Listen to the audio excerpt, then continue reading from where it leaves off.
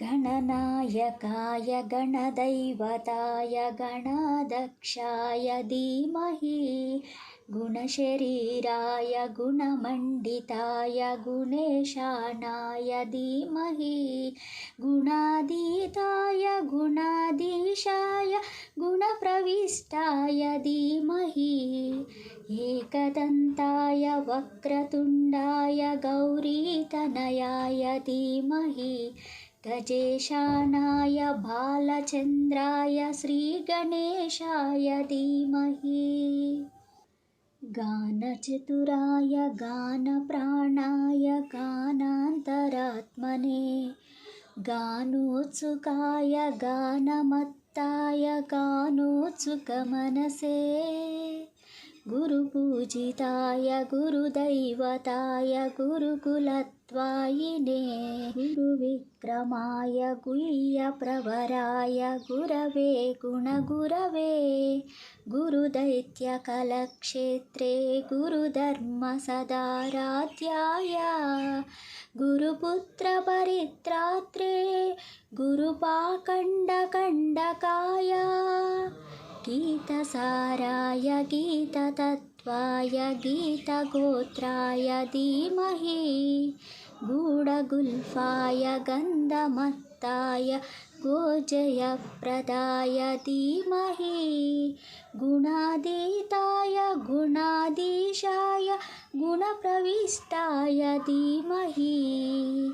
एकदन्ताय वक्रतुण्डाय गौरीतनयाय धीमहि गजेशानाय बालचन्द्राय श्रीगणेशाय धीमहि गन्धर्वराजाय गन्धाय गन्धर्वगानश्रवणप्रणयिमे गाढानुरागाय ग्रन्थाय गीताय ग्रन्थार्थतन्मये गुरुये गुणवते गणपतये ग्रन्थगीताय ग्रन्थगेयाय ग्रन्थान्तरात्मने गीतलीनाय गीताश्रयाय गीतवाद्यपटवे गेयचरिताय गायगवराय गन्धर्वप्रियकृपे गायकादीनविग्रहाय गङ्गाजलप्रणयवते गौरीस्तनन्दनाय गौरीहृदयनन्दनाय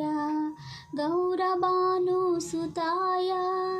गौरीगणेश्वराय गौरीप्रणयाय गौरीप्रवणाय गौरभावाय धीमहि गोसहस्राय गोवर्धनाय गोपगोपाय धीमहि गुणातीताय गुणाधीशाय गुणप्रविष्टाय धीमहि एकदन्ताय वक्रतुण्डाय गौरीतनयाय धीमहि गजेशानाय बालचन्द्राय श्रीगणेशाय धीमहि एकदन्ताय वक्रतुण्डाय गौरीतनयाय धीमहि